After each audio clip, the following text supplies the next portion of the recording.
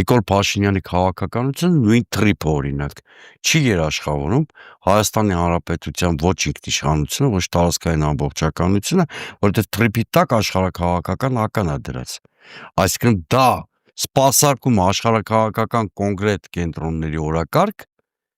եւ Հայաստանը դարձնում է թիրախ աշխարհաքաղաքական այդ կենտրոնի եւ այլ կենտրոնների բախման համար։ Հիմա եթե ընդդիմությունից որևէ ուժ գալիս է իշխանության, կարողանալու է ականազերծել դա։ Այո, միայն մի պայմանով, այդ մասին շատ ընդհանուր ձևակերպումներով միայն առաջին նախագահն է խոսել, բայց ես իմաստը բացատրեմ դրա ասացի, դա օրակարգ է։ Դա օրակարգ է, իմիջիայլոց դա հունից հանեց Նիկոլ Փաշինյանի, որտեվ դա օրակարգ է։ Այ եթե մենք գտնենք մի լուծում, որ թրիփի այս դեպքում Միացյալ Նահանգներ, Իսրայել եւ այլն,